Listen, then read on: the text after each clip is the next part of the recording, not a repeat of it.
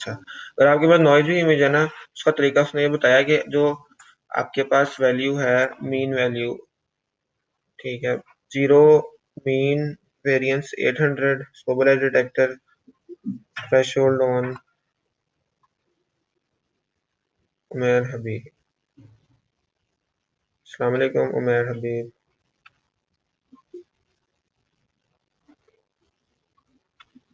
अल्लाह का शुक्र है। अच्छा जी, यहाँ पे उन्होंने एक तरीका बताया था, कहने का अगर नॉइज़ी इमेज है ना, तो गुड रूल ऑफ थंब ये है कि आप 10-20% ऑफ द मैक्सिमम वैल्यू ले लें एज अ थ्रेशोल्ड। तो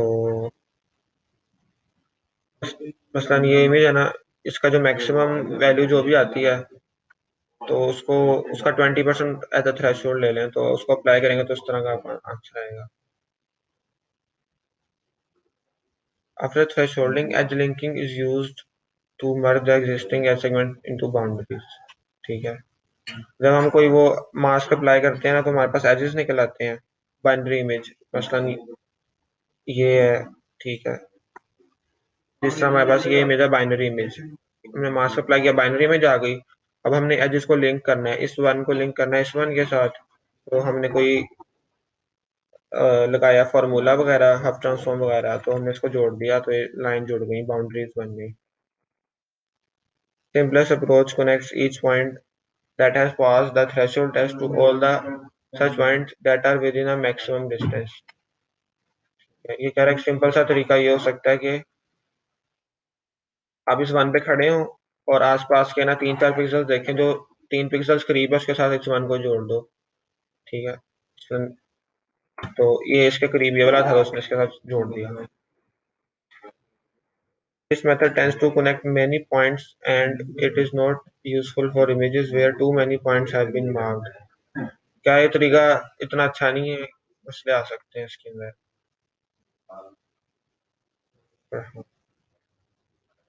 अस्सलाम वालेकुम मोहम्मद फरहान आतिफ। अच्छा जी, अच्छा जी, तो हम पढ़े थे एज डिटेक्शन मास्क कॉन्वोल्यूशन, जब अप्लाई करते हैं ना उससे एज निकलते हैं हमारे पास। तो in this approach we look at a small neighborhoods 3 by 3 5 by 5 and link points similar in both magnitude and direction। कह रहा है एज लिंकिंग का एक और तरीका ये हो सकता है कि आसपास के जो एजेस है ना, मसलन हमारे पास दो एजेस थे, ये और ये, इनका मैग्नीट्यूड और डायरेक्शन निकालें। अगर इनका मैग्नीट्यूड और डायरेक्शन सिमिलर है और ये इससे करीब है, तो उसको मर्ज कर दें। ठीक है, ये कंसेप्चुअल बात है, इसका प्रैक्टिकल करना फिलहाल जरूरी नहीं। This entire image undergoes this process while keeping a list of linked points which determine boundary। ये हो गया। The half transform combined with snake eating edge linking algorithm is one method to use half transform for segmentation via boundary detection। कह रहा है दो algorithms को अगर हम मिक्स करें, हम ट्रांसफॉर्म और स्नेक ईटिंग एल्गोरिथम को, तो हम क्या कर सकते हैं, एज डिटेक्शन के बाद बाउंड्रीज ड्रॉ कर सकते हैं एक ऑब्जेक्ट के बाहर। Our transform can be extended to search any geometric shapes that can be described mathematical equations or self-relief। Transform के जरिए हम लाइंस भी फाइंड कर सकते हैं, उसके अलावा हम सर्कल्स भी फाइंड कर सकते हैं, उसके अलावा कोई भी मैथमेटिकल इक्वेशन की कोई चीज उसको फाइंड कर सकते हैं। To extend this concept, we simply define a parameter vector and apply Hopf algorithm to this new parameter space। इसकी एग्जांपल आगे आएगी फिर समझ आएगा। The extended Hopf transform can be applied to any geometric shape that can be described by an equation of the following। ये भी आगे जाएंगे तो समझ आएगा। ठीक है, f is any function row column coordinates, आगे जाएंगे तो समझ आएगा। In this case finding Hopf transform, हमारे पास एक फंक्शन है, ये फंक्शन रिप्रेजेंट करता है लाइन को। इसी तरीके से सर्कल को भी रिप्रेजेंट करने के लिए एक इक्वेशन हो सकती है, फिलहाल ये लाइन को रिप्रेजेंट करने के लिए इक्वेशन है। इस इक्वेशन को हम इस फॉर्म में भी लिख सकते हैं कि ये रो इधर लिख दिया, ये थीटा इधर लिख दिया, तो ये एक पैरामीटर वेक्टर बन गया इस इक्वेशन से। ठीक है, तो अब कह रहा है कि इस सर्कल की इक्वेशन है, इस सर्कल की इक्वेशन को भी इस फॉर्म में लिख सकते हैं, तो वो ये हो गया ए बी डी। तो ये पैरामीटर वेक्टर था A B D. A generalized F transform is used to find any arbitrary shape. कह रहा है F transform ने तरक्की कर लिया है, वो हर शेप को फाइंड कर सकता है, कोई भी शेप हो, चाहे वो इक्वेशन से ना भी रिप्रेजेंट की जाती। वो जनरलाइज एल्गोरिथम एक और एल्गोरिथम है, डिफरेंट है, works by creating a description of the shape defined by a reference point and a table of lines called R table। कह रहा है वो R table का कोई डाटा स्ट्रक्चर यूज करता है और उसके अंदर वो लाइंस एक रेफरेंस पॉइंट लेता है और कुछ लाइंस की मदद से वो एक आर टेबल बिल्ड कर लेता है। पॉइंट और लाइंस की मदद से आर टेबल बना लेता है।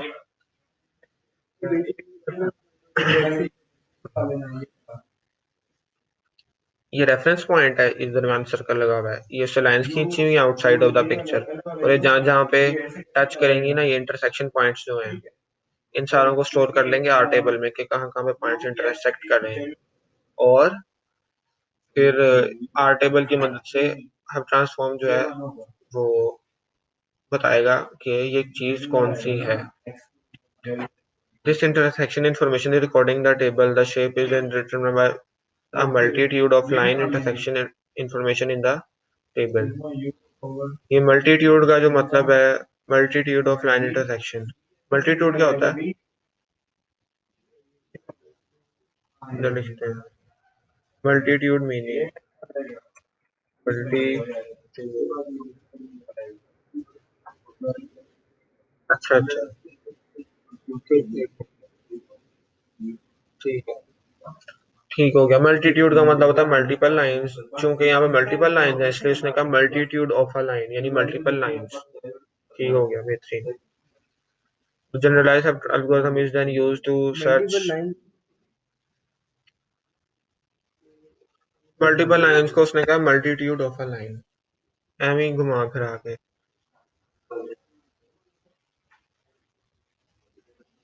कह रहा है कि कोई भी शेप फाइंड किया जा सकती है इससे। Image segmentation methods may actually be a combination of region growing methods, clustering methods, boundary detection methods। कह रहा है इमेज सेगमेंटेशन के जो मेथड्स है ना, वो कोई नए मेथड्स भी हो सकते हैं जो कॉम्बिनेशन हो, उसमें थोड़ा सा हफ भी यूज हो रहा हो, उसमें थोड़ा सा बाउंड्री डिटेक्शन भी यूज हो रही हो, थोड़ी सी क्लस्टरिंग भी यूज हो रही हो, सारा कुछ इकट्ठा भी यूज हो सकता है। In boundary detection heuristic application applicable to specific domain must be employed in order to find the true object direct boundary। जो एआई का कोर्स था उसमें हमने ह्यूरिस्टिक पढ़े थे, ठीक है। ह्यूरिस्टिक का मतलब होता है अंदाजा लगाना। कुछ फंक्शन ऐसे होते हैं जो अंदाजा लगाते हैं और वो डिपेंड करते हैं एप्लीकेशन पे कि वो काम क्या कर रहे हैं। Finding boundary of different features such as texture, brightness, colour and applying artificial intelligence techniques at a higher level to calculate the feature boundaries found a specific domain may give the best results।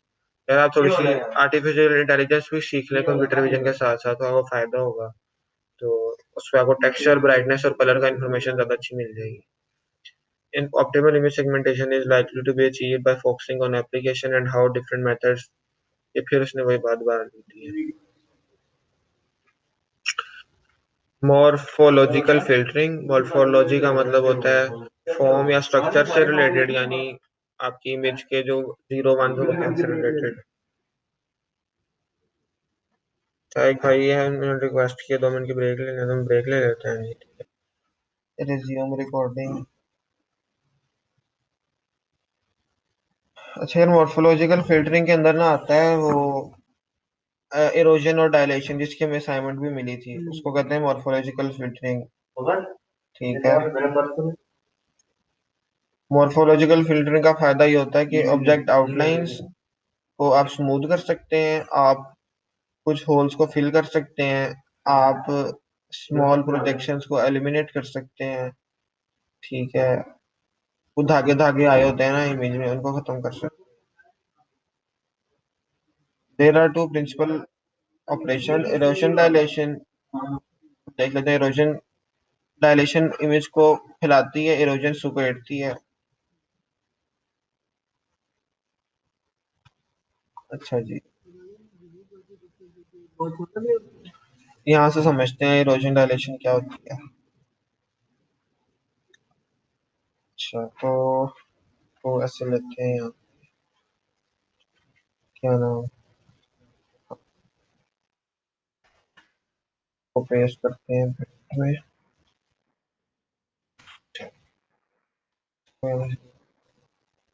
Marks को कर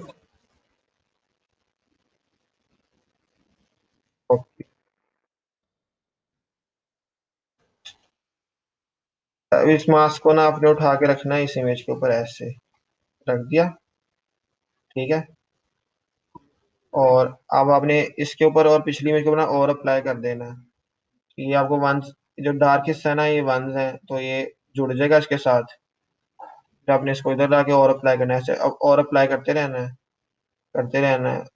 इधर तक पहुंच गए। फिर आपने आगे अगली रो में आ गए, मतलब जहाँ पे वन एग्जिस्ट कर रहा है ना, ये लिखा हुआ है वन, वहां पे अप्लाई करना। अब वहां पे आपने, हाँ, अप्लाई कर देना है इसको। तो आपने ऐसे घुमाया, यहाँ तक गए, फिर ऐसे, फिर ऐसे, फिर ऐसे, और अब उसको अप्लाई करने के बाद ये बन गया आपके पास ये। ठीक है। ये डब्बा फिल हो जाता है। तो उम्मीद है यार समझ आ गई होगी। उसके बाद है जी डायलेशन और इरोजन। इरोजन में क्या करना होता है? इरोजन में ना मास्क को आपने लगाना होता है, जहाँ पे वन है उधर ही लगाना होता है, मसलन यहाँ पे। अगर इस मास्क का वन, जो डार्क हिस्सा है ये, इमेज के वाइट हिस्से के ऊपर फॉल करे, तो हमारा जो सेंटर है उसको हमने कर देना होता है 0।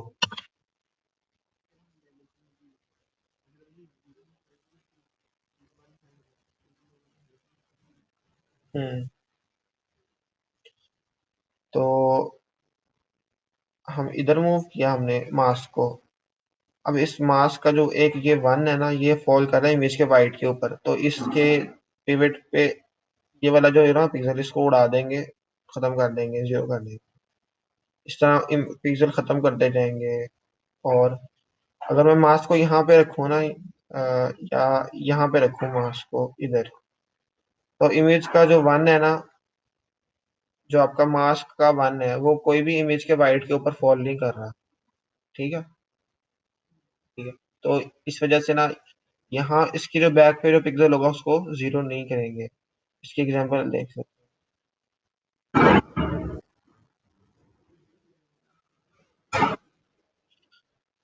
फिर इस इमेज के ऊपर अगर ये वाला मास्क अप्लाई करें ना, इरोजन करें, तो उसका रिजल्ट ये आता है, ये तीन, ये थोड़ा सा ही रह जाता है सिर्फ।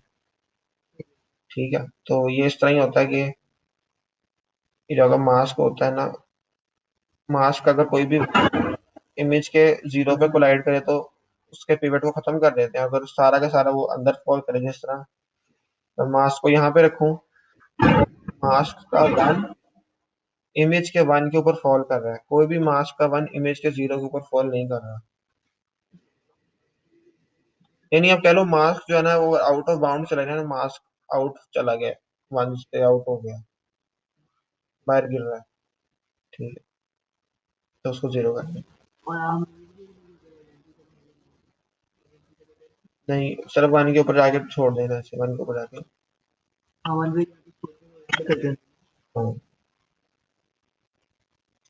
चलो जनरल डायलेशन इस तरीके से करनी है। ये है एग्जाम्पल। इस एग्जाम्पल की प्रैक्टिस आप कर लें। तो ये स्ट्रक्चरिंग एलिमेंट है आपके पास। ठीक है। इसकी जो पिवट है वो दरमियान वाली पिक्सल है, और इसको आपने रखना है जहाँ पे आपको वन मिलेगा। ठीक है। तो इधर आपको मिला।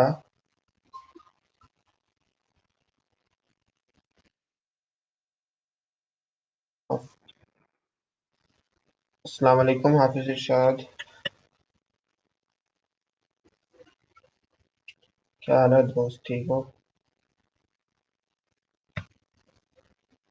अच्छा, तो हम पढ़ रहे थे इरोजन और डायलेशन। ये मैं असाइनमेंट भी मिली थी। तो स्ट्रक्चरिंग एलिमेंट है ये, एक यानी हमारे पास एक है।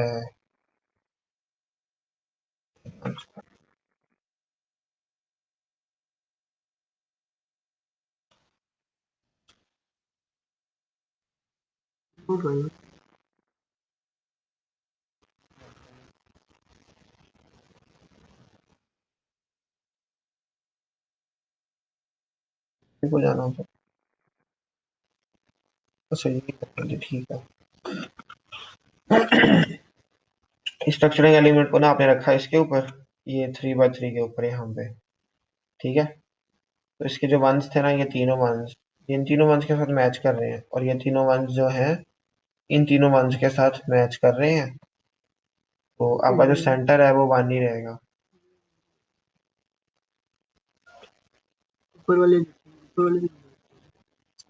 तो ये तीन वंस है ना, ये मैच कर रहे हैं इन तीन के साथ। ये तीन है, ये मैच कर रहे हैं इन तीन के साथ। ठीक है। अगर मास्क का 1, ठीक है, इमेज के 0 के ऊपर गिरे तो पिवट को 0 कर देते हैं इरोजन में। आप सिर्फ वंस देखने हैं स्ट्रक्चरल एलिमेंट के।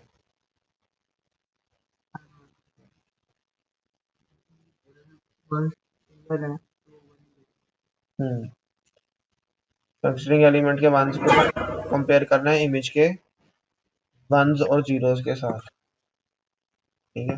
स्ट्रक्चरिंग एलिमेंट के 0 को नहीं देखना, स्ट्रक्चरिंग एलिमेंट को वंस को देखना है, इनको कंपेयर करना है इमेज के 1 और 0 के साथ। अगर इसका कोई 1 जो है स्ट्रक्चरिंग एलिमेंट का 1 इसके 0 के साथ टकरा जाए तो पिवट 0 कर देंगे। लिखी भी है ना। अच्छा जी, उसके बाद है ओपनिंग। ओपनिंग का मतलब है कि आपने एक ऑपरेशन लगाना है इरोजन का और एक लगाना है डायलेशन का, तो इरोजन हो जाएगी। और अच्छा, ये इरोजन डायलेशन पे आ सकता है, ये मीटू में नहीं ना था, मीटू के सिलेबस में इंक्लूड नहीं ना था इरोजन डायलेशन। ये पक्का आएगा फाइनल में।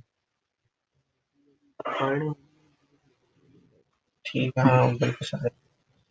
अगर इरोजन डायलेशन की ना एक एग्जांपल कर लेते हैं।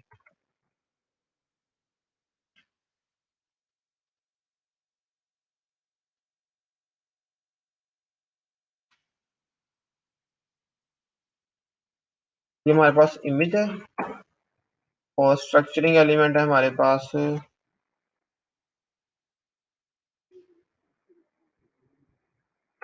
मुझे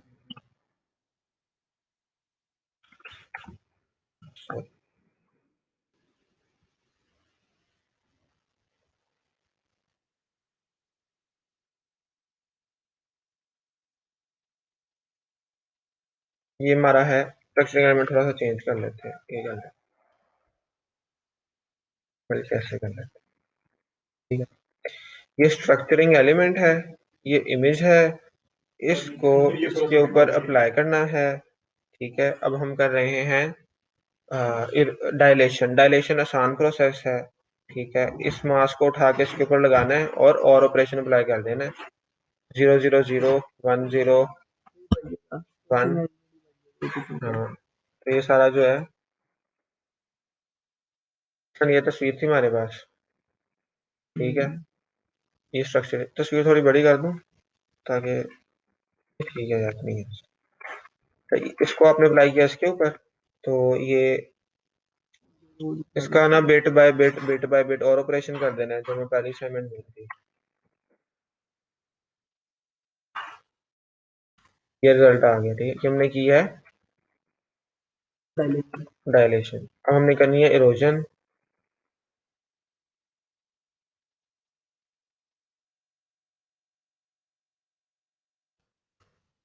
अब इरोजन में ये हमारी इमेज है, तो लिख भी देता हूँ इमेज। और ये है स्ट्रक्चरिंग एलिमेंट। स्ट्रक्चरिंग एलिमेंट हम बना लेते हैं जी, 0 0 0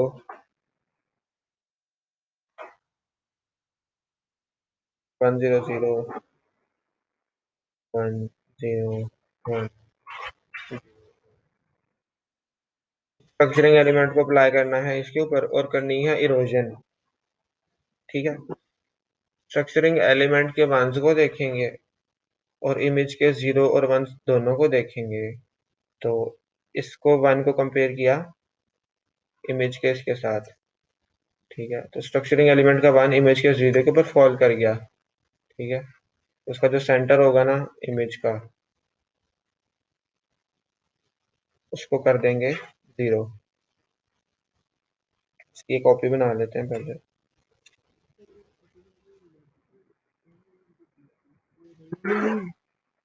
उसको उधर जाके देखेंगे इसको मैं ठीक है। तो हमने इसका पिवट को 0 कर दिया। फॉर एग्जाम्पल स्ट्रक्चरिंग एलिमेंट में यहाँ पे 0 ही था, ठीक है, ये हमारे पास इमेज थी। स्ट्रक्चरिंग एलिमेंट को मैं अप्लाई किया इसके ऊपर, जीरो को कंपेयर किया जीरो के साथ, जीरो को, सॉरी, स्ट्रक्चरिंग एलिमेंट के जीरोस को नहीं देखना है, वन को देखना है। वन को कंपेयर किया इस वन के साथ, ओके है। इस वन को उसके साथ किया, ओके है। इसको उसके साथ, ओके है। तो ये एज इट इज रहेगा, इरोजन नहीं होगी। ठीक है, लेकिन अगर यहाँ पे वन हो जाता और ये वन स्ट्रक्चरिंग एलिमेंट का वन कोलाइड कर जाता इमेज के जीरो के साथ, तो इरोजन हो जाती, इरोजन हो जाती है, उसको जीरो का।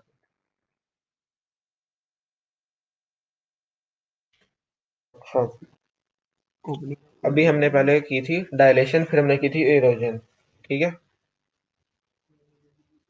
ठीक है। तो अगर हम पहले इरोजन करें फिर डायलेशन करें तो उसे ओपनिंग कहते हैं। और अगर हम क्लोजिंग, सेकंड, ये, अगर हम पहले डायलेशन करें फिर इरोजन करें उसे कहते हैं क्लोजिंग। ठीक है, तो ये इसके आगे एग्जांपल दी हुई है क्लोजिंग ओपनिंग का मतलब क्या होता है। इन्होंने ना पहले इस इमेज की इरोजन, फिर की डायलेशन, तो इमेज ये हो गई। आगे चलें, इन्होंने पहले इस इमेज की डायलेशन यानी इसको फैलाया, फिर इसकी की इरोजन, तो इमेज ये बन गई। तो देख सकते हैं कि इमेज के जो होल्स है ना वो फिल हो गए हैं, ये होल्स फिल हो गए। हाँ, पार्शली फिल हो गए, पार्शली। ठीक है, तो ये हो गया। अगर इसकी एक दफा दोबारा करेंगे ना हम, डायलेशन और इरोजन दोबारा करेंगे, तो फिर ये वाले भी फिल हो।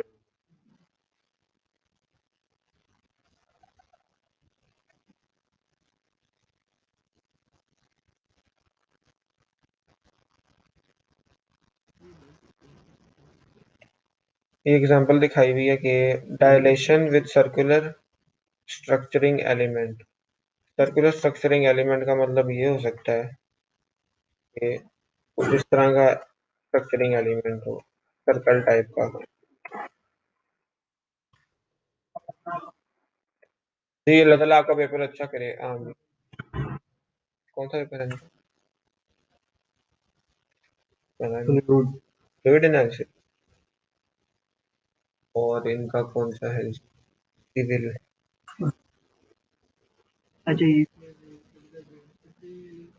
ये आप सर्कुलर बता दें। सर्कुलर एलिमेंट का मतलब है कि जो उसकी शेप होगी ना वो कुछ सर्कल की तरह होगी। देख सकते हो सर्कल की तरह, थोड़ा सा।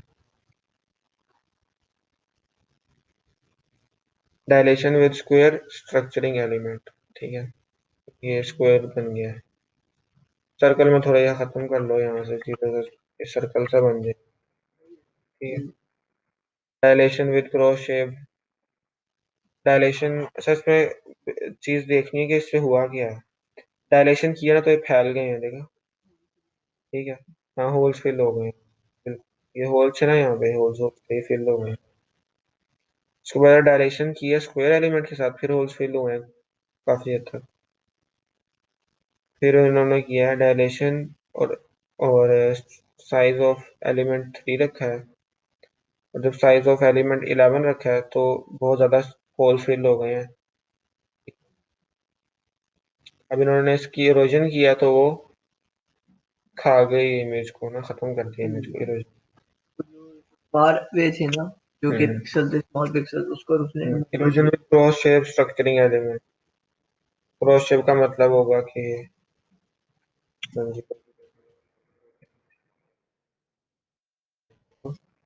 इसका क्रॉस बना लो, ऐसे, ऐसे क्रॉस बन गया। फिर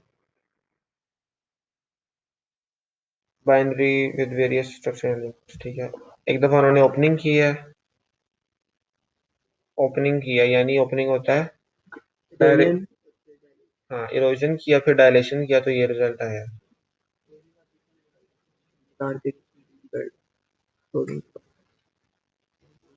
ठीक है, ये अच्छा टिप दिया उन्होंने कि closing dilation, CD। Closing dilation पहले होती है, फिर इरोजन होती है। और ओपनिंग में इसका उल्टा होता है, पहले इरोजन फिर डायलेशन। ये ऐसी ही लिखी हुई बातें हैं, ये सेम चीजें रिपीट हुई कहानी। ये थोड़ी चीज डिफरेंट है। Opening with circular structuring element. Opening का मतलब है कि पहले हाँ इरोजन और फिर डायलेशन। क्लोजिंग की है तो ये बन गया। शुक्र। ठीक। हिट और मिस ट्रांसफॉर्म। अच्छा जी, इसको बेसिकली इसमें करना ये होता है,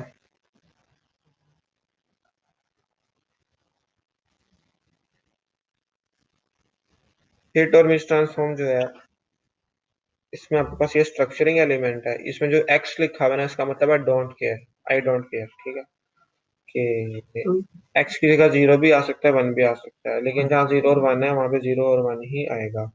तो आपने जीरो और इस सारे स्ट्रक्चरिंग एलिमेंट को बिट बाय बिट इससे कंपेयर करना है। एक्स को कंपेयर किया जीरो से तो मतलब सही है, जीरो को कंपेयर किया जीरो से इसका मतलब okay, zero zero okay, one zero not okay.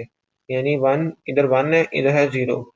चूंकि ये नॉट ओके है, इस वजह से इस हिस्से की ये जो वैल्यू है आपके पास, दरमियानी वैल्यू, उसको हम कर देंगे जीरो। वो पहले से जीरो है तो वो जीरो ही रहेगी। ठीक है। उसके बाद हम अपने इसको आगे मूव कर लेते हैं, विंडो को, ये विंडो हो गई। अब हमने इसको से कंपेयर करना है। एक्स जीरो ठीक है, जीरो जीरो ठीक है, जीरो जीरो ठीक है, वन जीरो ठीक नहीं है। तो हम इस विंडो की सेंट्रल पिक्सल को जीरो कर देंगे। ये जीरो उन्होंने कर दिया रिजल्ट में।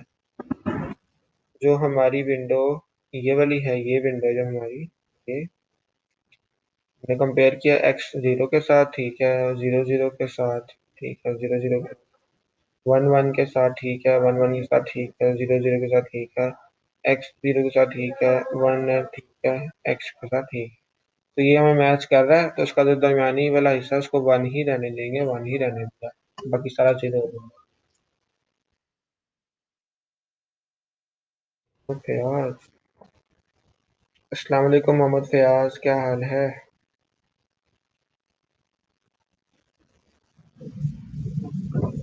अल्लाह का शुक्र। हाँ experience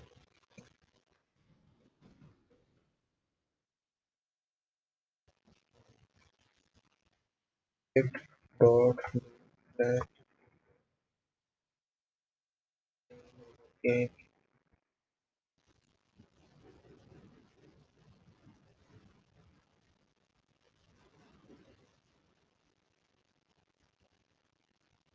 it must be approved for you to view it. इसको approve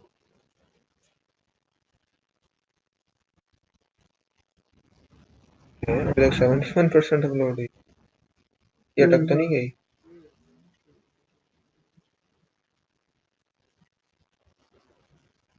हाँ हो रही है थोड़ी सी आगे। चलो खैर, हम वापस चलते हैं।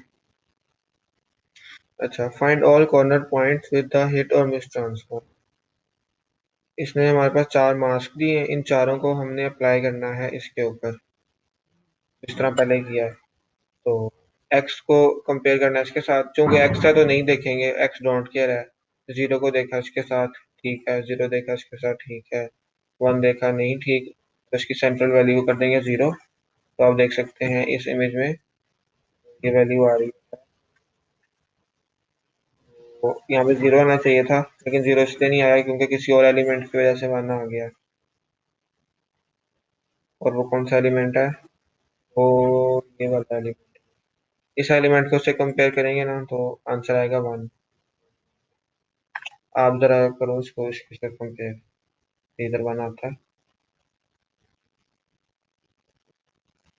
वन और वन, हाँ तो ये सेकंड वाला आ रहा है ना। हाँ तो इसलिए इधर वन आ गया। बाकी भी सारों को मास्क में देना, अगर किसी मास्क से भी वन आ जाए तो उसको वन लिख देना, अगर सारों का जीरो आए तो भी जीरो लिख। स्केलेटनाइजेशन का क्या क्या मतलब होता है, पहले देख लेते हैं।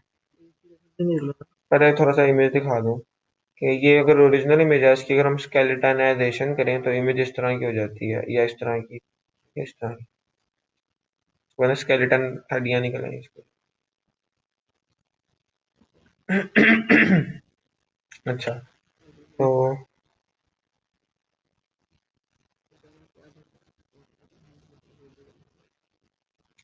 डिटरमिनेशन स्ट्रक्चरिंग, इसने कोई फॉर्मूला दिया जी, I of R C minus hit और मिस, ओरिजिनल इमेज मतलब ओरिजिनल पिक्सल माइनस वो पिक्सल के ऊपर स्ट्रक्चरिंग एलिमेंट लगाया था तो क्या रिजल्ट आया था।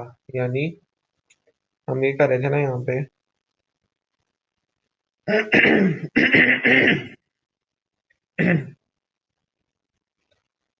हम यहाँ पे चला रहे थे वन बाय वन इमेज के ऊपर ना ये मास्क को आगे स्लाइड कर रहे थे और साथ साथ स्ट्रक्चरिंग एलिमेंट को कंपेयर कर रहे थे। तो अगर हमारे पास स्ट्रक्चरिंग एलिमेंट में से आंसर आया है वन, मैंने अप्लाई किया, मैच हो गया, वन आया, और हमारे पास पहले से उस पर बैक पे पड़ा हुआ था वन, हम क्या करेंगे, ओरिजिनल माइनस स्ट्रक्चरिंग एलिमेंट करेंगे, वन माइनस वन जीरो। इसका बेसिकली अगर फॉर एग्जाम्पल यहाँ पे जीरो होता, बात का अप्लाई हम तो अप्लाई कर देंगे। वाली चीज बाद में की होगी, चीज हाँ में ठीक, वो सबसे पहले हिट और मिस ना पूरा अप्लाई कर देंगे इस तरीके से, हिट इसका इसके ऊपर हिट और मिस किया तो ये आ गई हमारे पास मैट्रिक्स, फिर इन दोनों मैट्रिक्स को हम कर देंगे माइनस। तो माइनस हम्म। करने से क्या होगा, हमारे पास एक नई इमेज आ जाएगी। हाँ, तो ये इमेज है, इसके बाद हिट और मिस अप्लाई किया, ये आया, इस इमेज में से इस इमेज को माइनस कर दिया, मतलब इस दिस माइनस दिस, आंसर आया दिस। ठीक, तो स्केलेटनाइजेशन बहुत सिंपल सी चीज है, हिट और मिस ट्रांसफॉर्म ही है उसका, बस जो रिजल्ट होता है ना उसको इमेज में से अगर माइनस करवा दें तो उसको स्केलेटनाइजेशन कह देते हैं। ठीक है,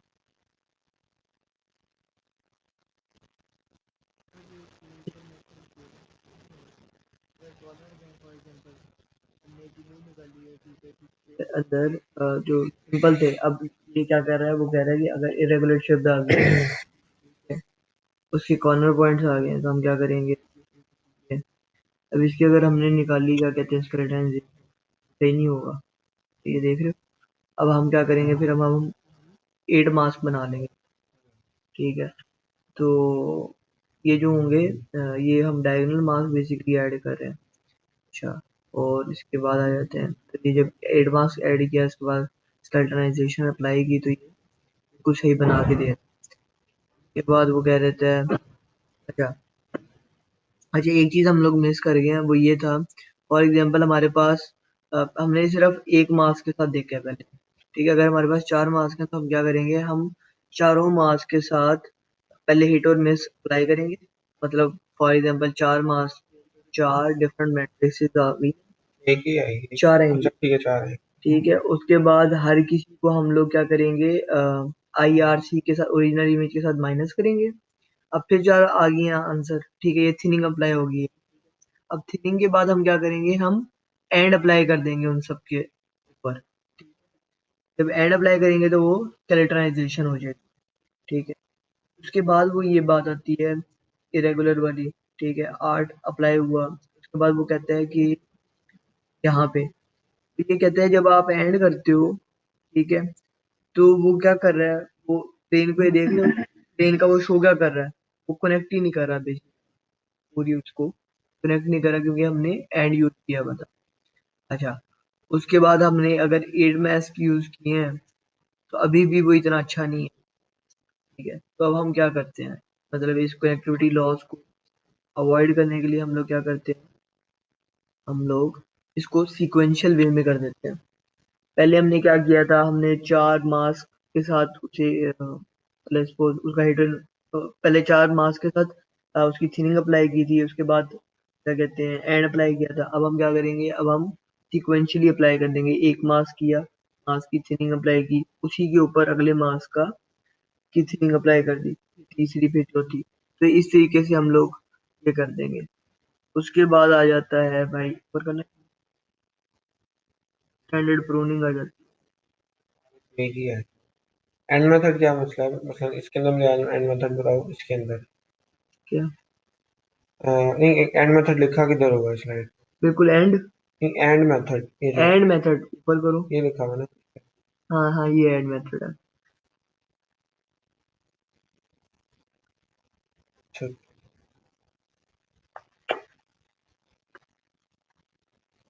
ये कह रहा है कि हाँ भाई तो हमें चार तीन स्ट्रक्चरल एलिमेंट्स हैं, तीनों को अप्लाई किया, तीन रिजल्ट्स आए, और then logical and of the thin result. हाँ ये देखो, आफ्टर 4 मार्क्स का तो अप्लाई करने के बाद एंड किया, ये होती है।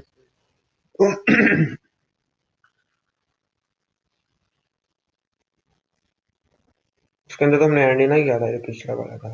नहीं, उसके अंदर आपने हिट और मास्क मिस एक में यूज किया था। जैसे ज्यादा मार्क्स होते थे। उसने एक मास्क यूज किया था सबसे पहले। ये देख, इसमें और करना है, और ऑफ इट होंगी। हिट और मिस में और मेथड यूज करना है, और स्केलेटाइजेशन में एंड यूज करना ऊपर करो, इट और मेश के अंदर हमने सिर्फ है। और वो क्या था? करना है ना। एक मिनट यार,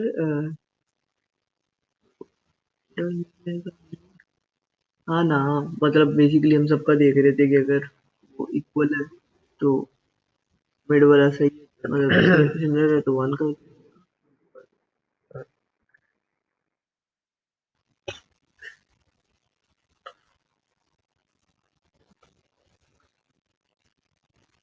आगे चले।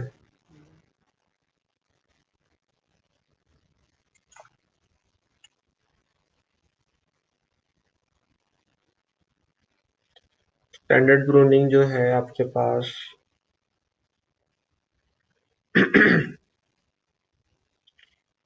ये ये पहले इसका, अच्छा हाँ स्टैंडर्ड प्रूनिंग में हमारे पास 8 मास्क हैं, 8 के हाथों को अप्लाई करना है। हिट और मिस ट्रांसफॉर्म वाला कंसेप्ट है, ठीक है। तो उसकी वजह से हमारे पास यहाँ पे हिट और मिस वाला है या एंड कौन वाला कर है? रहा है यार हम। एंड वाला है। मतलब आपने 8 मास्क अप्लाई किए आपके इस इमेज के ऊपर, आपके पास 8 रिजल्ट्स है, आपने उन 8 रिजल्ट्स का एंड कर दिया। आप ऊपर जाओगे ना, ये वाले में ऐड कर रहे हो, वो तो ठीक है, तो ठीक है। उसमें क्या करना है? उसके अंदर आपने ये करना है, आपने लेट्स सपोज इसको उठाया, मतलब हम्म। इनमें से आपने चेक किया कि कौन सा सिमिलर है, ठीक है। अब आपने हिट और मिस कर दी। उसके बाद आपने हिट और मिस करने के बाद आपने क्या देखा, आपने फौरन ही ना, पहले आप क्या करते थे, आप पूरा हिट और मिस पूरे मैट्रिक्स के ऊपर अप्लाई करते थे। उसके बाद आप थिनिंग अप्लाई करते थे, ओरिजिनल माइनस। अब आप क्या कर रहे हो, आप हिट और मिस अप्लाई कर रहे हो सिर्फ। उसके बाद सेंटर वाला देख रहे हो, अगर वन है, ठीक है, तो उसको प्रून कर रहे हो आप, मतलब ओरिजिनल का जो सेंटर है वो माइनस कर रहे अगर हो। हिट हाँ, करता है तो प्रून कर दे, अगर हिट कर रहा है तो किसी से प्रून भी कर हिट दे। होता है तो प्रून कर दे। हाँ, तो ये वाला किसी से भी हिट नहीं हुआ था, तो उसे प्रून नहीं किया। हो रहा है ये नहीं हो हिट रहा, हो रहा है इसलिए इसे प्रून किया, ये नहीं देखो। हो रहा, ये वाला नहीं होता। यार सेंटर वाली वैल्यू देखनी है। तो ठीक है, अगर इस पे आए अगर मैं वो पूछूं, हाँ, इस पे अगर आप आओगे तो फिर भी सेंटर वाली वैल्यू जीरो है। हाँ ये इस पे अगर आप आओगे, हाँ तो नहीं होगा। इस पे अगर हम बात करें तो प्रून नहीं होगा, लेकिन इतने ऐसे पे करेंगे, कोई एक भी हिट कर गया तो प्रून कर देंगे। प्रून का एग्जैक्टली। मतलब है खत्म कर देंगे। ये यहाँ से वन खत्म कर दिया, ये यहाँ पे वन था, खत्म कर दिया, ये वाला वन वैसे ही रहेगा। क्योंकि या तो ये सेंटर में नहीं आ रहा होगा, या फिर इसका जो है वो हम्म। मास की मतलब जो है वो इक्वल नहीं होगा सराउंड या स्ट्रक्चर मैनेजमेंट के साथ। बाइनरी मॉर्फोलॉजिकल फिल्टरिंग के अंदर एक और अप्रोच है, ठीक है।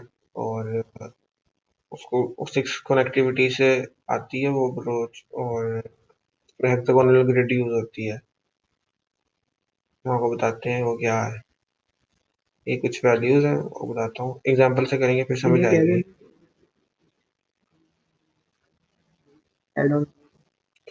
अगर हम आपको कहीं पे कोई प्रॉब्लम आ रही है, कोई टॉपिक समझना है तो बता दो। और अगर हमारी कोई बीच में कमेंट्स गलती कमेंट्स और सजेशंस वगैरह बता दो कोई है तो। स्पीड सही है, स्लो है, फास्ट है, वो बता। करेक्ट कर लेते अगर हमारी आवाज नहीं आई तो भी बता दो। हैं।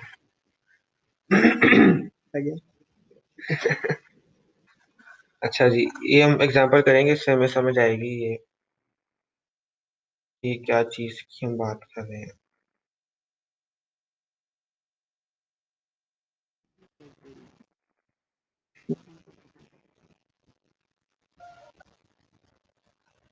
अच्छा ये देखो, एग्जांपल करेंगे तो समझ आएगी। ये है एस ऑफ 5, ठीक है, इक्वल टू दिस। अब ये कैसे बना है यहाँ पे? ठीक है, हम इसको ले लेते हैं, स्क्रीनशॉट का है हमारे पास, स्क्रीनशॉट। हाँ,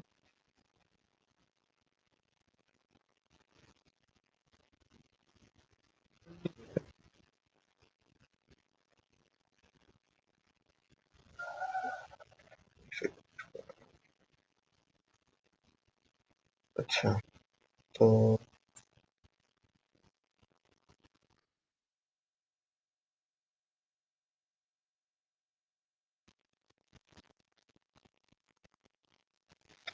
अच्छा तो अब ये देखेंगे,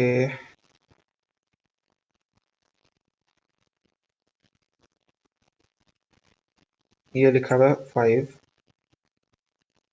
और ये लिखा हुआ है एस ऑफ 5। तो यहाँ से मैं पढ़ता हूँ तो द्रोणी, खैर। अच्छा देखिए, ये 1 1 है ना, और ये 1 1 है, ये इसके कॉरस्पॉन्डिंग है 1 1 इन दोनों। और ये जो एक्स है, ये हमने खुद लिखा है मास्क में। उसके बाद ये 1, ये खाली डब्बा है, और ये 1 है, तो ये देखो 1, खाली डब्बे की जगह लिख दिया एक्स, और ये 1। फिर यहाँ पे हमने एक्स लिखना है, 0 0, x 0 0। दोबारा देख लेते हैं, 1 1 x, 1 x 1, x 0 0। इसी तरह ये अगर s ऑफ 1 निकालना है वो भी इससे निकालेंगे, 0 0 x 0 x 0 x 0 0। कौन सा मेथड? ये है अनदर मेथड। सिक्योरिटी वाला जिसके अंदर स्ट्रक्चरिंग एलिमेंट को हम क्या कहते हैं, हेक्सागोनल स्ट्रक्चर।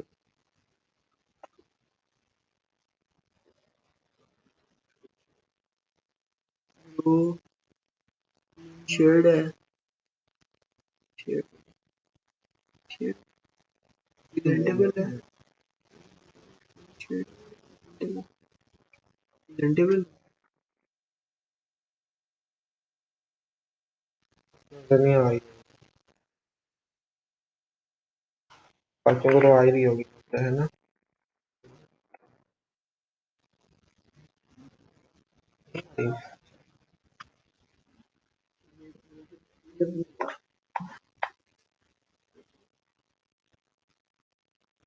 वो नहीं हो रही। हाँ हाँ, बरोबर। तो फिर बताया क्यों नहीं था इतनी देर से? नहीं अभी अभी नहीं हो रही, या काफी देर से नहीं हो रही?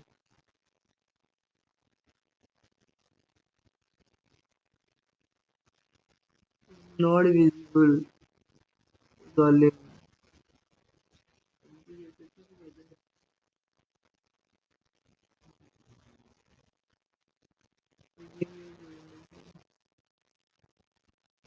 अब आ रही है नजर, अब आ रही है।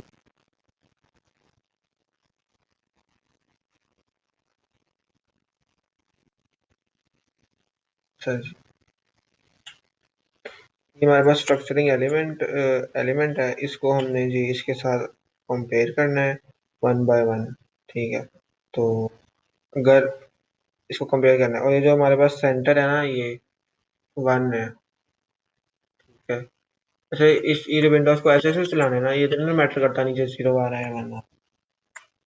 अच्छा, अब ये हमारे पास विंडो है, ये हमारे पास एलिमेंट है, इसको हमने one by one bit by bit match किया, इससे वन को वन से कंपेयर किया, वन को वन से। ठीक है, तो ये मैच नहीं कर रहा। ठीक है, तो इसके सेंटर में पड़ा हुआ है वन, और इसके हिट और मिस का जो आंसर आया है वो है जीरो। ठीक है, तो तो वन, आंसर ये और ये वन और जीरो को क्या करना है, ये लिखा हुआ है क्या करना है, मल्टीप्लाई कराना है, एंड कराना है। One multiply zero, zero. अब इस तरह वन को कंपेयर किया, आगे विंडो आगे ले जाए इधर। ठीक है, अच्छा ये देखो, ये इन्होंने देखो जीरो जीरो पैडिंग चेक। की हेडिंग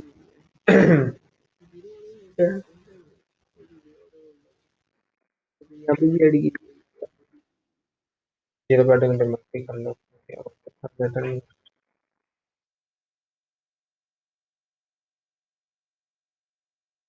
होगा।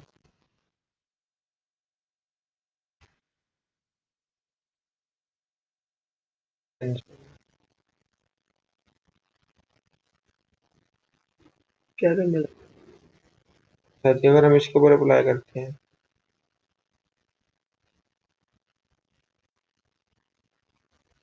तो चलिए, वन को वन से कंपेयर किया, वन को वन से कंपेयर किया, वन को एक्स से कंपेयर किया, ठीक आ रहा है, ठीक आ रहा है, ठीक आ रहा है, ठीक आ रहा है, और नीचे भी वही। तो ये जो हमारे पास वैल्यू है, वो कहते हैं बी, और हिट और मिस का जो रिजल्ट आया, यानी मैच किया या नहीं, कहते हैं ये उसको कहते हैं। ए और बी का आपस में क्या रिलेशन है, वो है ये, वो सवाल में दिया होता है। इधर रिलेशन ऐसे भी दिया हो सकता था, ए प्लस टू बी। अगर एक आंसर वन आया है और बी का आंसर जीरो है, आंसर इस तरह इसको नई इमेज में रखवा दें। ठीक है, उसके बाद 12 एग्जाम्पल आई है, सारा कुछ वही है। अब इसके अंदर हमारे पास स्ट्रक्चरिंग एलिमेंट कोई भी नहीं है, और फंक्शन है, ए और बी में क्या रिलेशन है, वो जीरो। जीरो है। कोई रिलेशन ही नहीं बीच में, ए और बी में हमेशा जीरो ही रहेगा, यानी आउटपुट में हमेशा जीरो देना है। हाँ, तभी उन्होंने स्ट्रक्चर एलिमेंट खाली दिया है, और नॉट ऑफ बी दिया है, और एनो वन, यानी बी जो होता है हमारे पास बैकग्राउंड होता है ना ये। तो वो कह रहे हैं जो भी बी हो ना, उसका नोट ले दो। ये बेसिकली ना, ये तो भी एग्जांपल कराइए ना, ये आगे वही रिपीट हो जा रही है।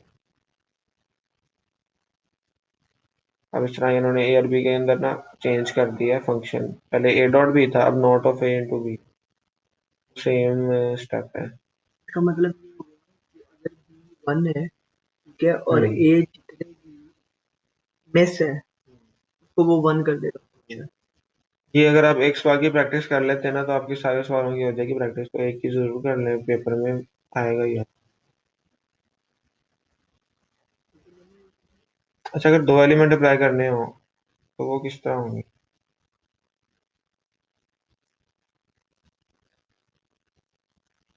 ये सारा सेम है। क्या मतलब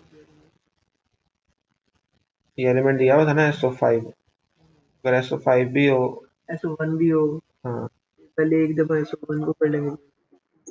आई गेट मेरा ख्याल है। नहीं कर तो लेंगे, एक आंसर वन आया, एक साथ दूसरे का तो टू है। एक का लदा बन जाएगा और दूसरे का लदा कौन सा। करेंगे, रिजल्ट तो एक ही होता है, और कर लेंगे। तो वो उसने दिया हुआ है ना ये तो फंक्शन। देख लेते हैं ना एग्जाम्पल हो। बता दें कि yes,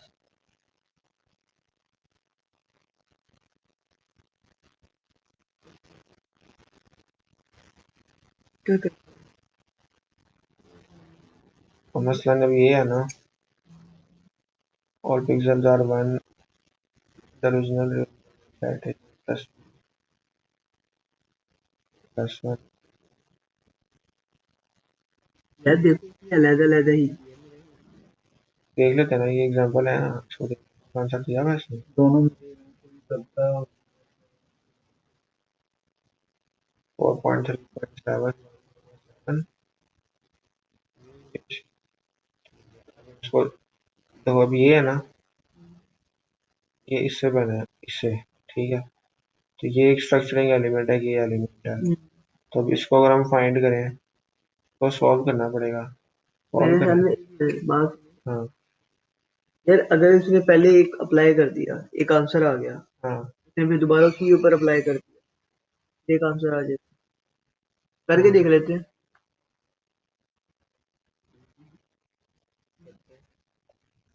करो नीचे अब इसको हम ना पेपर पेंसिल पे सॉल्व करने लगे हैं। आपने किया ना उसको पेपर पेंसिल, कर लेते हैं ना फिर। कर लेते हैं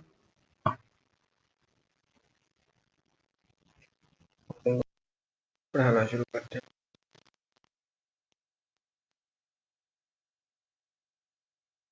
अच्छा जी, तो शुरू करते हैं वापस।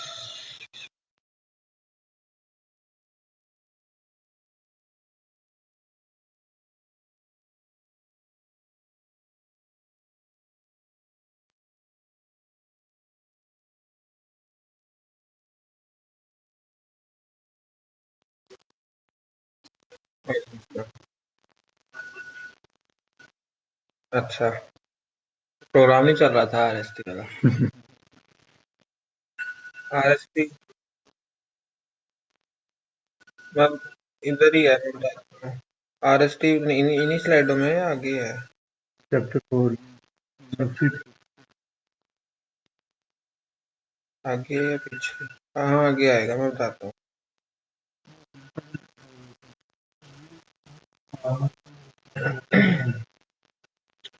अच्छा, इसके अंदर ना देखो, ऑब्जेक्ट वन। हाँ, क्या मतलब? मतलब नजर आ रहा है हमें? हाँ, आप लोगों को नजर आ रही है ना स्क्रीन?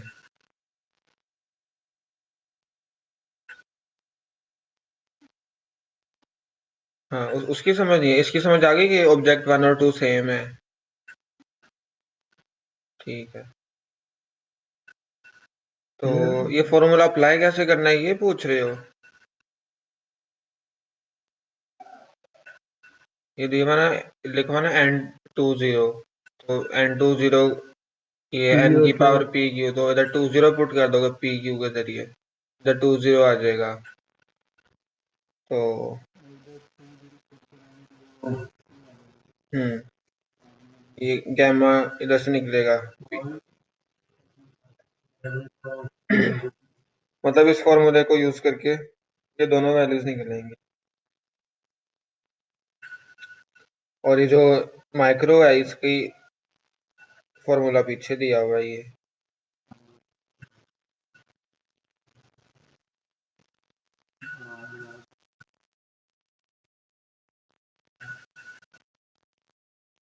भी उठा लेंगे, बंद ही कर देते हैं लाइव। सब बंद करें, इसमें तो बात रख।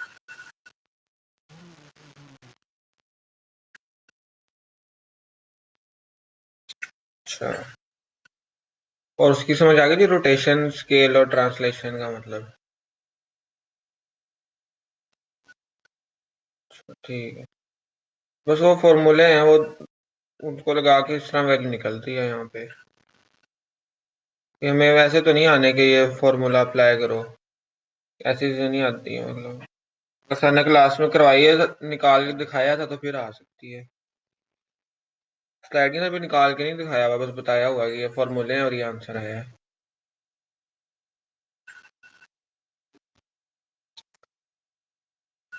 उसके बाद जी फोरियर डिस्क्रिप्टर। अच्छा, फोरियर डिस्क्रिप्टर भी इसी तरह की स्कीम है जिस तरह ये किया ना, सिमिलर। और उसके अंदर कह रहा है कि 1 और 2 डायमेंशनल सिग्नल यूज होता है, और फोरियर ट्रांसफॉर्म का कोई फंक्शन है वो यूज होता है। और to use binary image of object, to use special histogram के कुछ फीचर्स होते हैं आगे।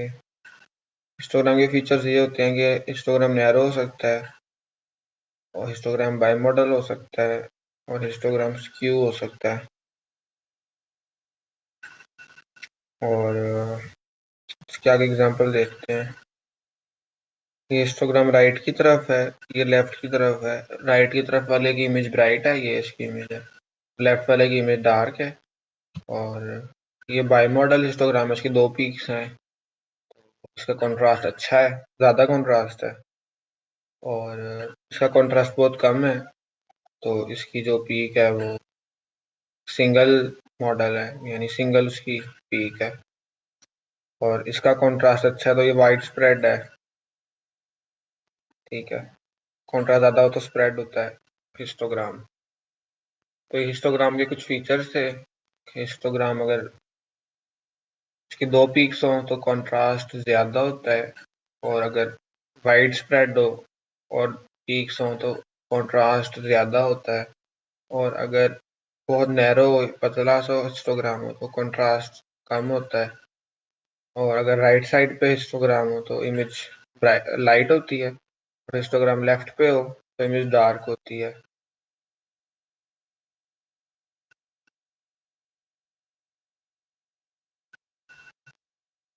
First order histogram probability is defined as this. इसका ये मतलब है P ऑफ G, यहाँ पे मैंने किया भी था। इस इमेज के अंदर 1 की प्रोबेबिलिटी क्या है, 8/9, यानी 8 वंस हैं और टोटल पिक्सल 9 है। और जीरोज एक दफ़ा है और टोटल पिक्सल 9 है। तो ये P ऑफ G है ये।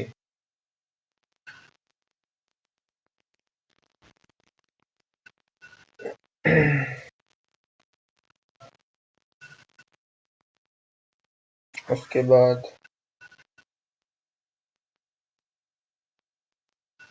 मैं 1 मिनट में आता हूँ।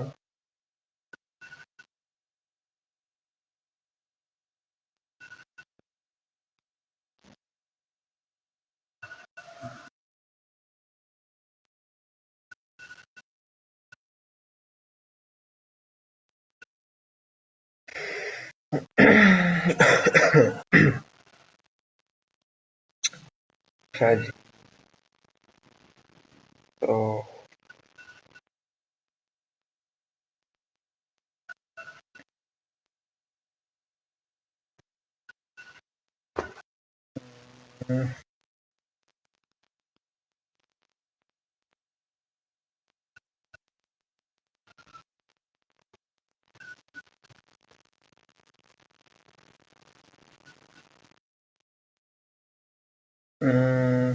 कहाँ पे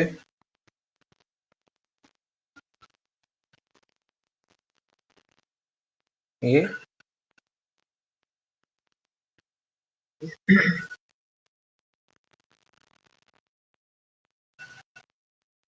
जो G डैश है ये पूछ रहे हो? सही, L-1 लिखा हुआ है। इसका मतलब सारे ग्रे लेवल्स के बारे में हो रही है बात।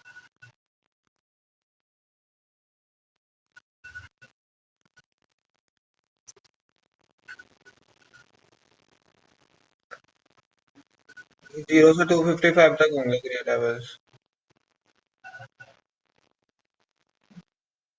ऐसे लिखा हुआ है। और ये फॉर्मूला है।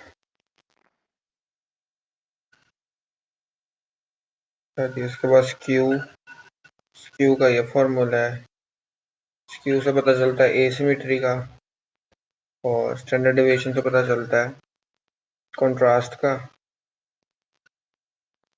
Spread of data, high contrast होगा तो हाई वेरिएंस होगी, लो कंट्रास्ट वेरिएंस।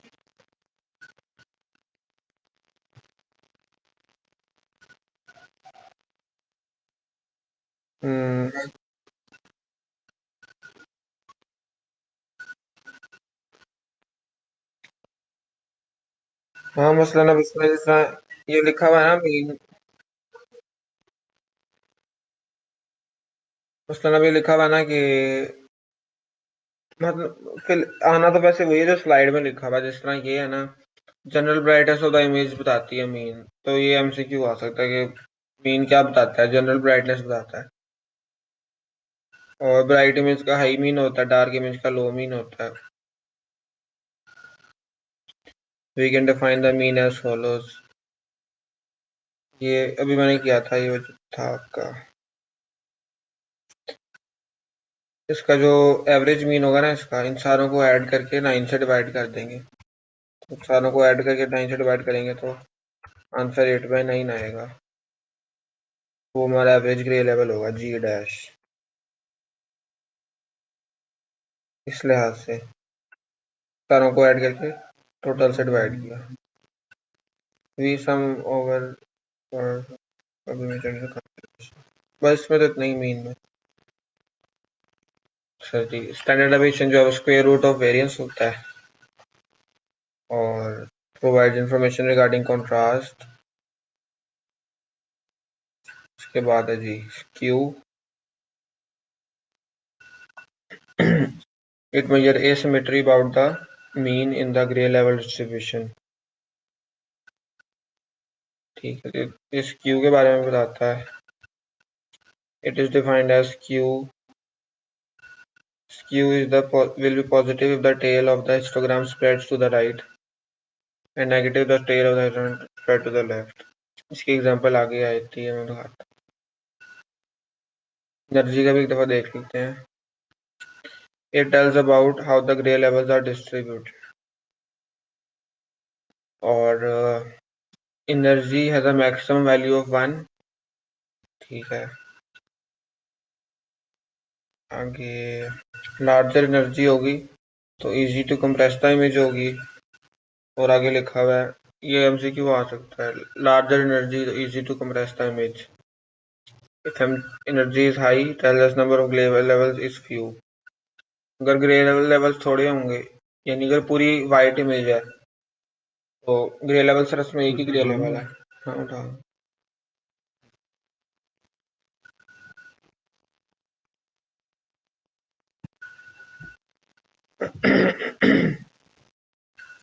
उसके बाद एंट्रोपी की बात है, how many bits we need to code the image data. probability of some gray level into log of probability of that gray level in entropy or minus।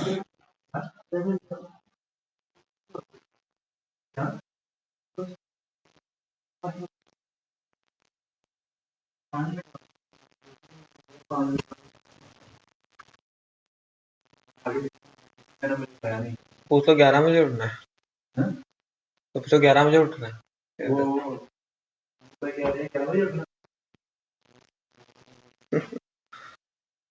अच्छा जी, ये हमारे पास image है, इसका स्क्यू है माइनस में, तो स्क्यू माइनस में हो तो टेल लेफ्ट पे होती है, इसकी टेल जो है लेफ्ट पे है ये, और इसका स्क्यू माइनस में ही है। ये इमेज आफ्टर सेगमेंटेशन है, तो जैसे ये इमेज जो है इसके सेगमेंट्स बने हुए हैं, ये थोड़ी सी ब्लर क्या है ये। अच्छा जी, ये स्क्यू पॉजिटिव है तो इसकी टेल जो है वो राइट साइड पे है, यहाँ पे। इसका स्क्यू भी पॉजिटिव है, इसकी टेल राइट साइड पे है।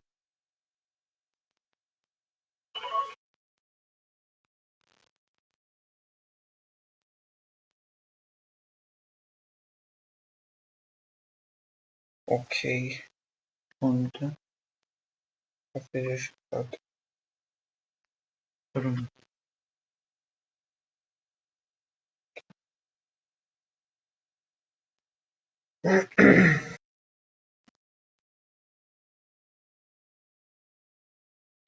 so the कलर फीचर्स होते हैं हमारे पास रेड ग्रीन ब्लू।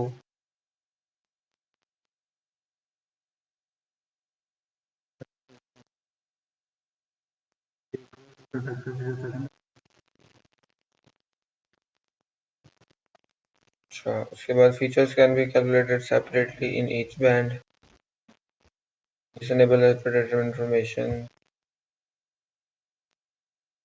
बेसिकली अपने याद वही करना जो स्लाइड में लिखा हुआ है, उसके बाहर से नहीं आना, मैं भी वही कर रहा हूँ। Information about relationship between the color bands can be incorporated into feature vector by use of color transform। अच्छा जी, ये फीचर वेक्टर क्या होता है ये आगे आएगा।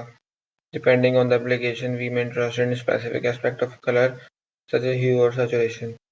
कह रहा है हमारी एप्लीकेशन पर डिपेंड करता है कि हमें सैचुरेशन से डील करना है या ह्यू से डील करना है। Colour feature will be chosen on primary application specific but caution must be taken in selecting color feature। Colour feature select करते हुए कॉशन होनी चाहिए। उसके बाद एब्सोल्यूट और रिलेटिव कलर की बात हो रही है कि जो हमें मास्क वगैरह बनाने होते हैं उनका जो कलर होता है वो एब्सोल्यूट नहीं होना चाहिए, रिलेटिव होना चाहिए। हम्म, उसके बाद है जी एक उसने इमेज ली है और उसका फोरियर मैग्नीट्यूड निकाला है तो वो कुछ इस तरह का आया है। तो पता नहीं ये किस फॉर्म में सवाल आ सकता है, पता नहीं आएगा भी या नहीं। ठीक है, इस इमेज को जूम आउट करेगा तो ये भी जो है बेहतर हो जाएगा। जूम आउट किया है, तस्वीर थोड़ी सी बेहतर हो गई है। और उसके बाद मजीद जूम आउट किया पिक्चर को तो 3 डॉट्स आ गए।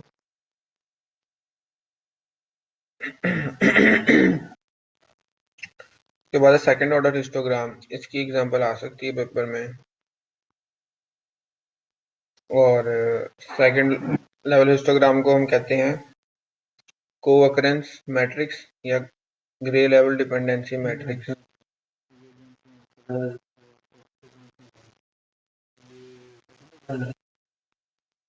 हम्म, टेक्सचर तो ऐसे कि नोट कलर का नहीं पता मुझे। टेक्सचर का तो पता है, कलर का नहीं पता। पता नहीं कहाँ लिखा है आपके। हाँ,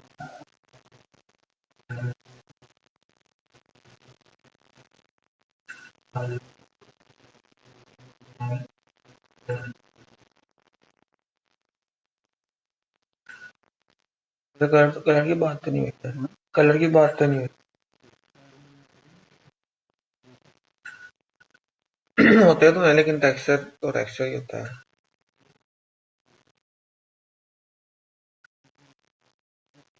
distance in the pixel between pair of pixel को अगर हम डील करें तो इसको हम सेकंड ऑर्डर हिस्टोग्राम कहते हैं। आगे एग्जांपल आएगी जिसमें समझ आएगा।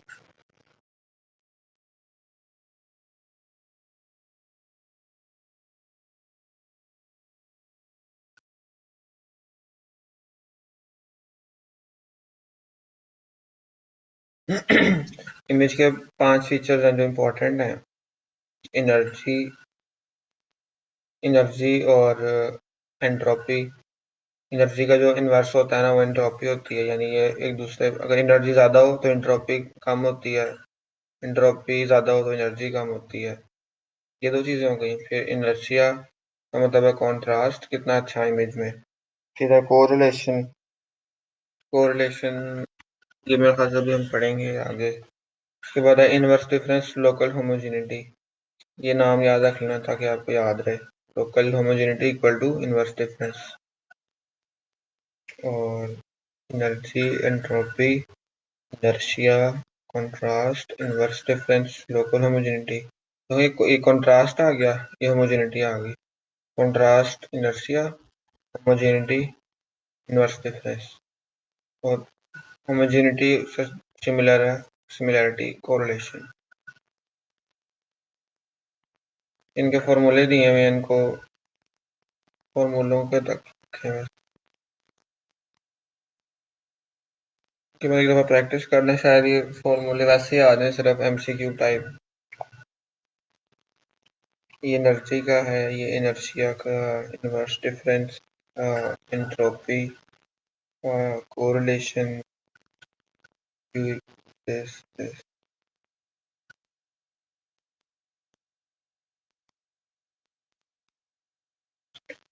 Example of grey level cooccurrence matrix. अच्छा जी, अब इसके अंदर है ये बेसिकली सवाल।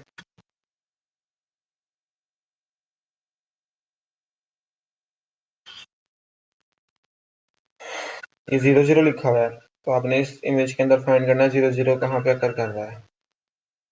तो ये 0 0 अकर कर रहा है, ठीक है। और अगर हम इसको लेफ्ट टू राइट देखें 0 0 आ रहा है। और अगर हम राइट टू लेफ्ट देखें तो 0 0 आ रहा है, तो 2 दफ़ा आ रहा है 0। हम इधर लिख देंगे 2 के 2 दफ़ा आ रहा है, इसके कॉरेस्पॉन्डिंग 2। 0 1 कितनी दफ़ा आ रहा है? 0 1 ये देखें यहाँ से राइट टू लेफ्ट, 0 1 एक दफ़ा आ रहा है, इधर लिख दिया। और ये हम देख रहे हैं 0 और 180 की डायरेक्शन में देख रहे हैं, इस तरह से। 0 0 इस तरह देखा था ना हमने, इस तरह तो नहीं देखा था, इस तरह 0 है या डायगोनल में 0 है। तो इसी तरीके से ये पूरी मैट्रिक्स फिल करनी है। आप इसकी एग्जांपल कर लें अपने तौर पे, ताकि की प्रैक्टिस हो जाए। और बाकी अगर हमें कहें कि 0 0 आपने डायगोनल में देखने हैं, तो हम डायगोनल में फिर देखेंगे, तो 0 0 डायगोनल में नहीं है, इस तरीके से। उसके बाद Laws, texture, energy, mask are another method for measuring texture. Texture के लिए एक और मास्क है हमारे पास। They work by finding average gray level edges, spots, ripple waves in the image. तो जो लिखा हुआ है ना, level edges spot ripple waves, इसे बनाया हुआ level edges spot ripple waves.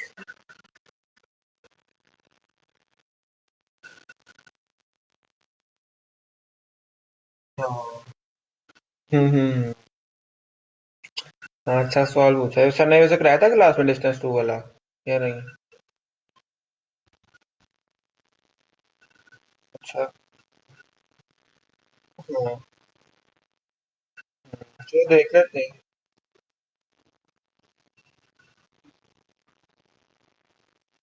नहीं, टू का मकसद ये है, मसलन अगर ये 0 0 को आपने टू लेंथ पे देखना है ना, तो अब 0 को देखेंगे और फिर टू लेंथ में देखेंगे।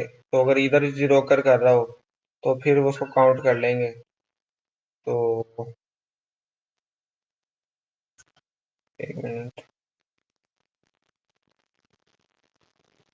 क्योंकि उसका मुझे कंफर्म आंसर नहीं, कि अगर फॉर एग्जांपल यहाँ पे भी 0 कर रहा हो, तो और हमने टू डिस्टेंस में देखना हो और 0 0 पूछ रहा है वो, तो फिर उसकी काउंट क्या आएगी?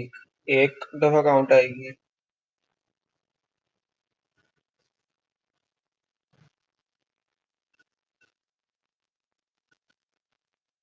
हाँ।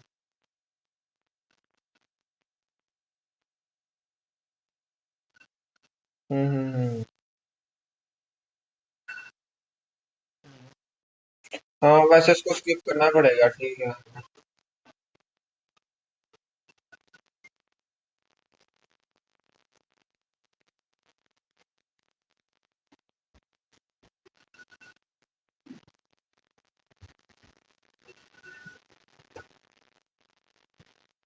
हम्म। मसलन अभी इधर 0 है ना, और एक 0 इधर कर रहा है, तो उसको ऐसे ऐसे देखते हैं।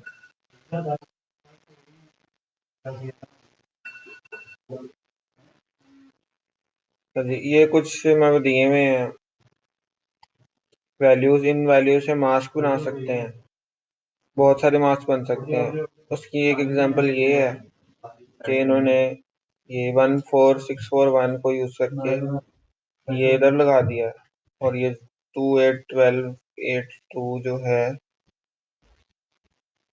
इन्होंने इसी को ना, मतलब मल्टीप्लाई करवा के यहाँ पे इसी का मल्टीप्लाई बाय 2 किया, तो इधर आ गया। यानी इन वैल्यूज को यूज करके ना इनको मास्क बनाए जा सकते हैं मुख्तलिफ किस्म के।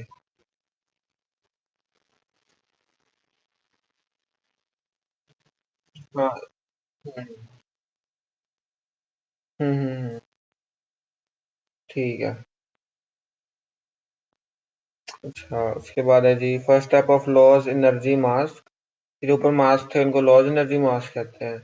To pre process the image to remove artefacts caused by uneven lighting. तो सबसे पहले जी प्री प्रोसेसिंग करनी है, यानी इमेज को स्मूथ वगैरह करना है।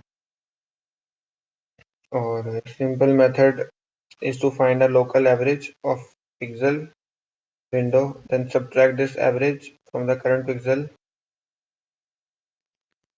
So next step is to convolute a mask with the image produced. Texture filter images for the kth filter mask. These texture filters are used to produce texture energy map. The Nazim Abadan used to generate a texture feature. अच्छा, ये इसका formula है और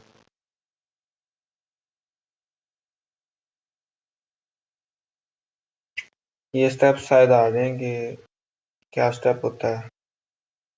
तो पहले 15 by 15 की window लेनी है, फिर सब्ट्रैक्ट करवाना है आपने 15 by 15 विंडो का जो एवरेज आएगा तो सेंटर पे से माइनस करवाना है।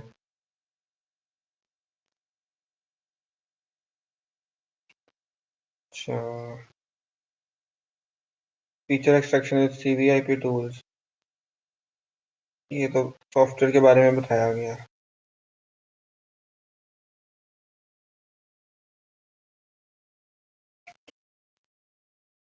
अच्छा, कह रहा बाइनरी ऑब्जेक्ट के फीचर कैसे निकाले जाते हैं। The label image is used by selecting the object corresponding to the row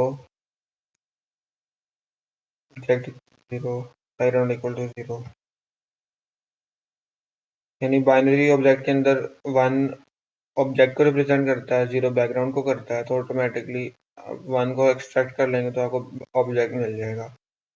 RST invariant moment based, इसके अंदर भी सेम है, object equal to 1 background equal to 0। Histogram में क्या करते हैं।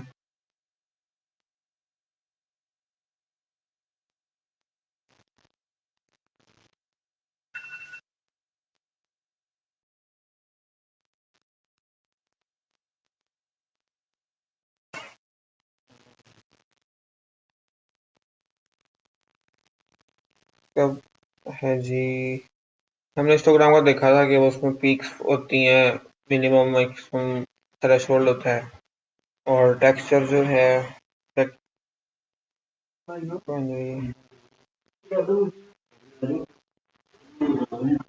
स्पेक्ट्रल में लिखा हुआ है कि the labeled image is used by selecting the object corresponding to row and column coordinates, and then binary object is used as a mask on the original image to extract feature. This is done by creating black image with dimension within the black image and then calculating Fourier transform on the image. तो spectral के अंदर कुछ Fourier transform का काम होता है और कुछ आपने black and white image mask के साथ कुछ करना होता है। आ जाओ,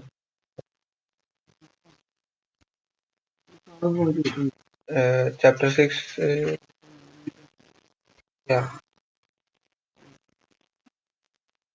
दोबारा कर लेते हैं।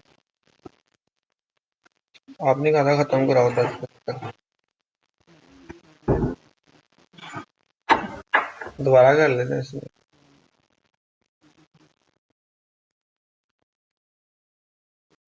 रिपीटेशन स्लाइड है, ये एक दफा खत्म कर लेते हैं फिर दोबारा आते हैं, 15 मिनट में खत्म करा। फीचर वेक्टर और फीचर स्पेस जो है फीचर एनालिसिस में यूज होते हैं। डिस्टेंस यूज होता है। Methods to pre process the feature data for pattern classification algorithm. Feature analysis process क्या आ रहा है, फीचर एनालिसिस नहीं आ रहा है।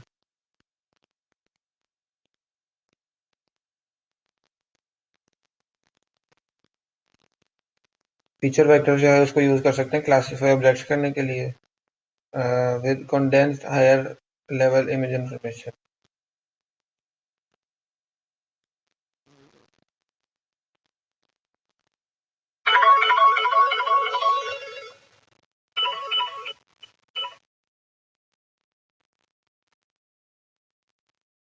क्या सीन है ज़रा?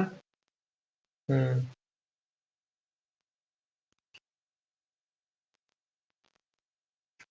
अस्सलामुअलैकुम।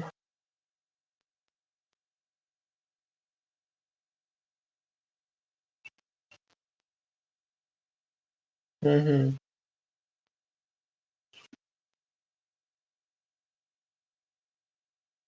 दोबारा बताओ।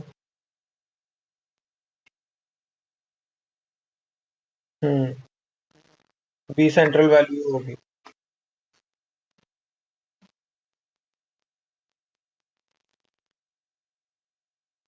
हाँ बताओ। हम्म,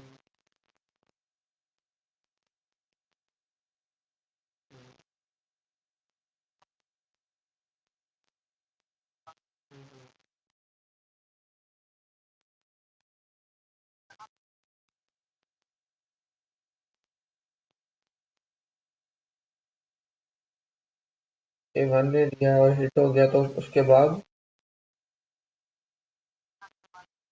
हाँ हाँ हाँ हाँ,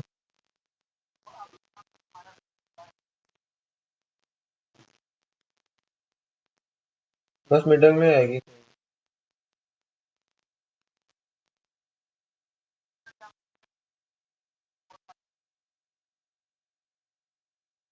वो जो मार्क्स दिए हैं शुरू में।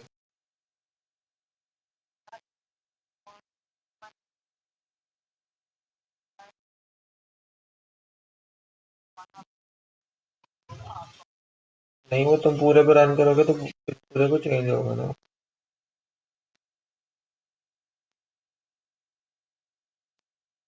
चलो ठीक। हाँ बिल्कुल। मैं तो भी करा रहा हूँ, सेशन चल रहा है, चैप्टर 6 पार्ट 1 चल रहा है।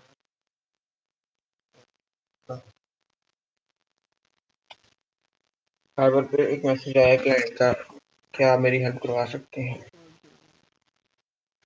कोई नहीं, इसको जल्दी से कंप्लीट। तो वो भाई ने खुशखबरी दी है कि सारा थ्री थ्री फ्राई थी, तो हम जल्दी जल्दी खत्म कर लेते हैं। यार ये फीचर वेक्टर कुछ इस तरह का नजर आता है, ठीक है, और उसका डिस्टेंस निकालना हो तो ये तरीकेकार है। उसके बाद सिटी ब्लॉक डिस्टेंस इस तरह आता है। मैक्सिमम वैल्यू इन दोनों को माइनस करवाते हैं, और मैक्सिमम वैल्यू मैट्रिक होती है कि इन दोनों को माइनस करवा के इसमें से जो मैक्सिमम रिजल्ट हो वो आता है।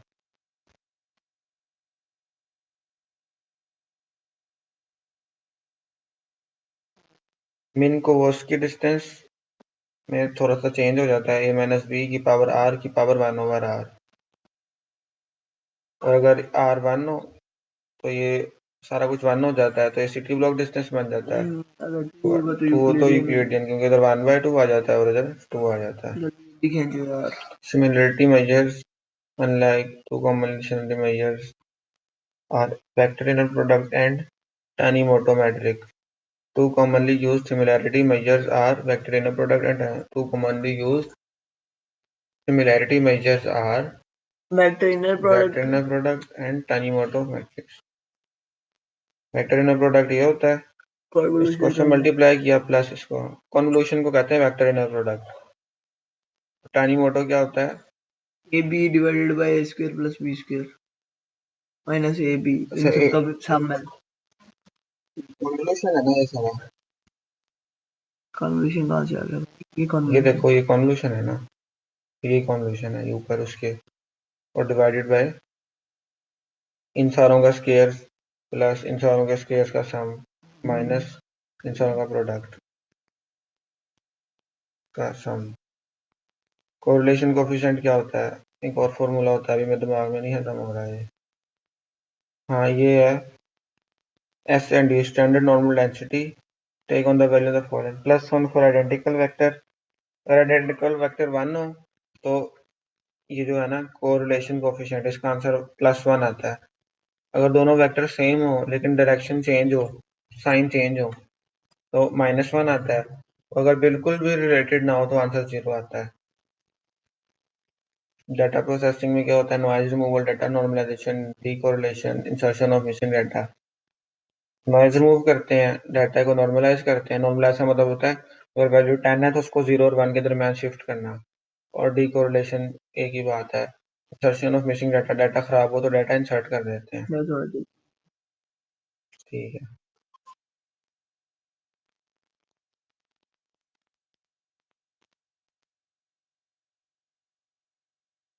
होए हाँ बिल्कुल सही कहा है भाई।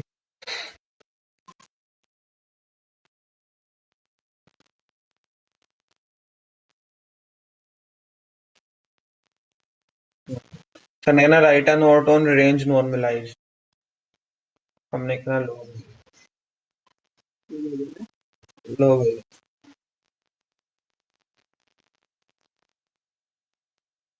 अच्छा जी, नॉइज रिमूवल में आता है ये, नहीं ये डाटा नॉर्मलाइज में आता है।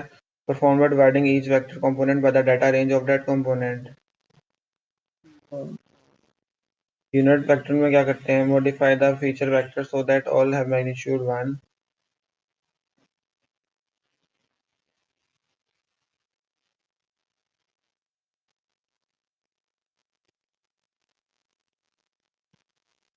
वेक्टर भी सेम होते हैं। ये देखो दो वेक्टर्स हैं ना हमारे पास, ठीक है। तो इन दोनों वेक्टर्स को ना इन्हीं वेक्टर के ना क्या कहते हैं, मैग्नीट्यूड से डिवाइड कर देना है। ये मैग्नीट्यूड है ना। आंसर सेम आएगा तो स्टैंडर्ड नॉर्मल डेंसिटी नॉर्मलाइजेशन में क्या करते हैं? सब taking each vector component, subtracting the mean and dividing by standard deviation। Mean से सब्ट्रैक्ट करते हैं। ये देखो फीचर वेक्टर लिया, मीन से माइनस किया, डिवाइडेड बाय स्टैंडर्ड डेविएशन। इनका फॉर्मूला क्या था? का फॉर्मूला एवरेज होता है बस। हर किसी से मल्टीप्लाई कर रहा था कभी कुछ। मीन भी दिया ही होगा ना फिर।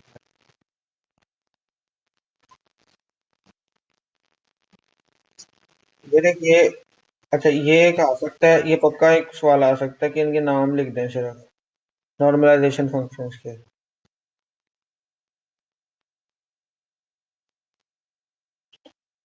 अच्छा, डेटा नॉर्मलाइजेशन में कौन कौन से मेथड्स होते हैं, ये आ सकता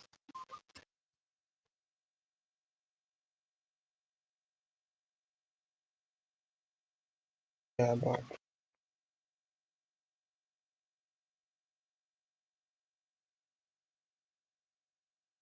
range normalize unit normalize, range normalize, unit vector normalize, ठीक है। Standard normal density SND, standard normal density normalisation,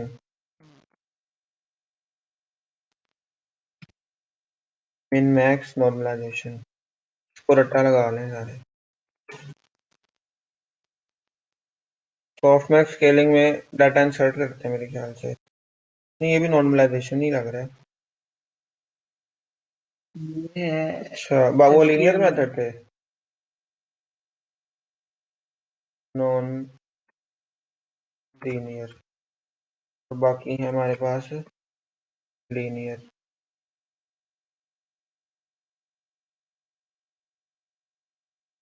softmax scaling, softmax SDN की तरह ही फॉर्मेट। लाइक SND होता है और क्या हो जाता है? R डिवाइड हो जाता है नीचे। Just divide are.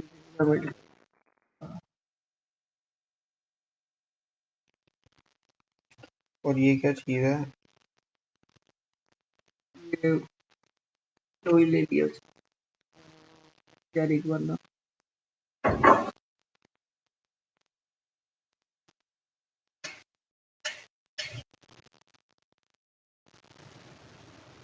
भाई मैं अच्छा, ये सेशन क्रिएट करते हैं थोड़ी देर में, 5 मिनट में। भाई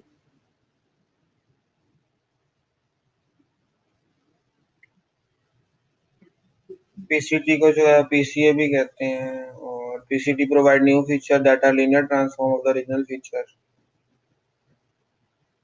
PCT provide original linear transform of original feature that and are uncorrelated।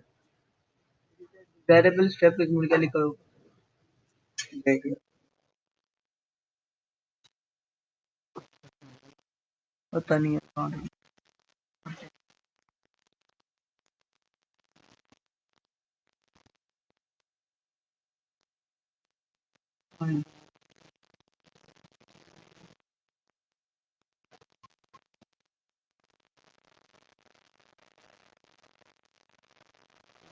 Pattern classification के अंदर जो हमें फीचर्स निकले होते हैं उनको हमने देनी होती हैं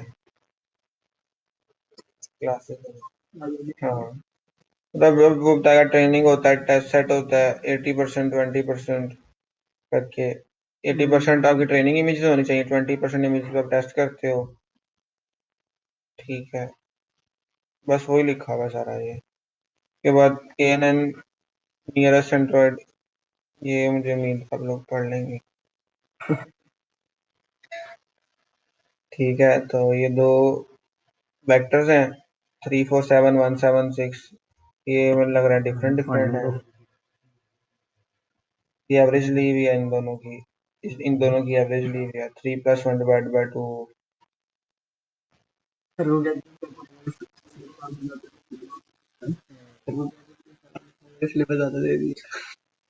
Bayesian theory provides statistical approach।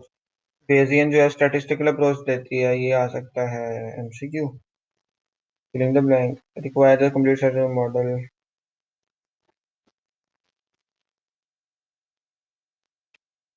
अच्छा जी, न्यूरल नेटवर्क में क्या होता है?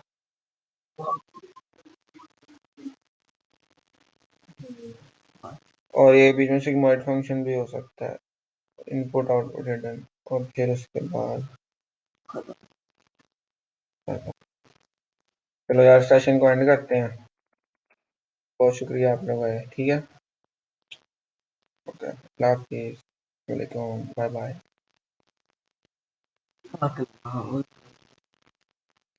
अरुबा में तो